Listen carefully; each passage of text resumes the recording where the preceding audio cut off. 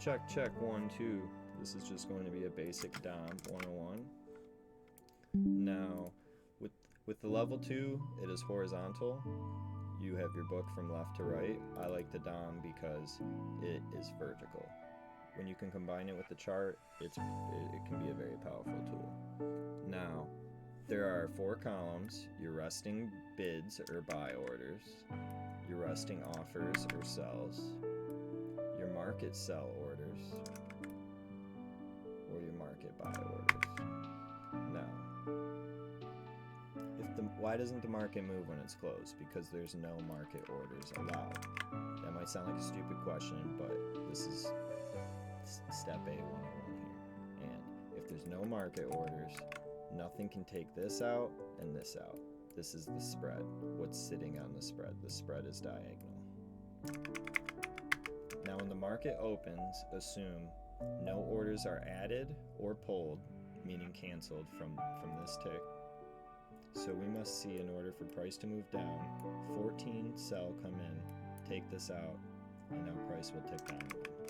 And vice versa, if we assume, if we assume that no one's pulling, aka canceling, or adding lots to this tick, we must see 37 buys come in to take this out, take their contracts, and move price up a tick. That is the basics of how a DOM and order book functions. And I really believe in keep it simple, stupid kiss. I struggle with it because it's so easy to get complex. Do not overthink the DOM. A lot of new people, especially me when I first started, get turned off by the DOM because of how many numbers are on it and they're going crazy, they look crazy. It's fatiguing to read when you first start, but I promise if you spend even 10 minutes a day watching it or doing drills, in a couple of months you will notice huge progression and a key tool that you can use. Now, the main things I look for are resting orders and market orders. What I look for in them are prices that have strong orders that are resting. So if I'm looking to go long, I want to see this 14 be strong. If sells come in a bunch of single lots, I want to see people reloading on this. So if single lots are coming in, 14's going down to 13, 12, 11. I want to see people adding back on it to where it's going back up to 14. And that shows reloading, and that tells me it's strong.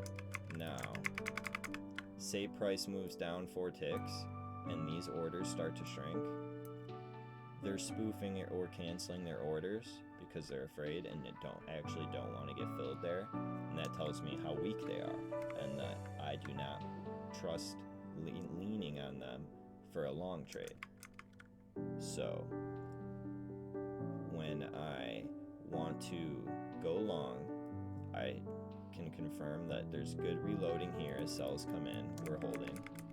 I will then look for the speed, the size of buy orders, and then as these are each tick's taken out, I will look for pulling on each tick, and I will look for no adding. I want to make sure they're not adding as I'm going long. And then if we move a couple ticks up, I want to see these orders get pulled and go down because they're scared. What we don't want to happen when we're long. So if you see a bunch of reloading going on here, or a bunch of market orders start coming in, just in 5 seconds it'll go from 100, 200, 300, 400, 500 up to 1,000 plus, and you either see a bunch of reloading on the resting bid or offer, or you don't. That means there's an iceberg there, and if you don't see it, that's just because some brokers or funds or whatever have an agreement with an exchange to not go through on the book.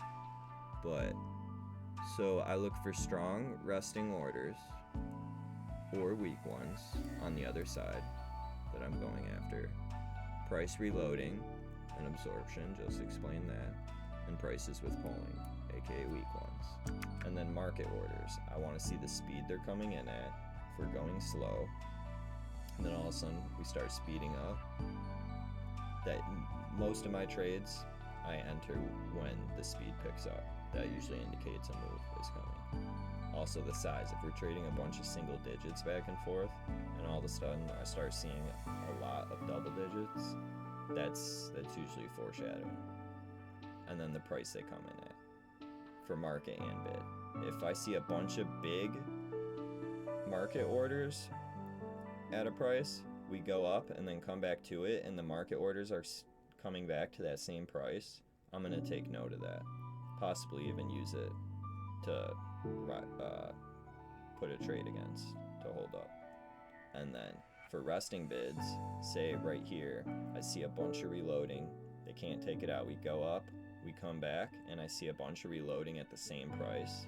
I also want to note that is a strong level that someone with big money is interested in. Now, what I love about the DOM, people look for completes on a footprint, which is just a 0, just one single sale on the top end.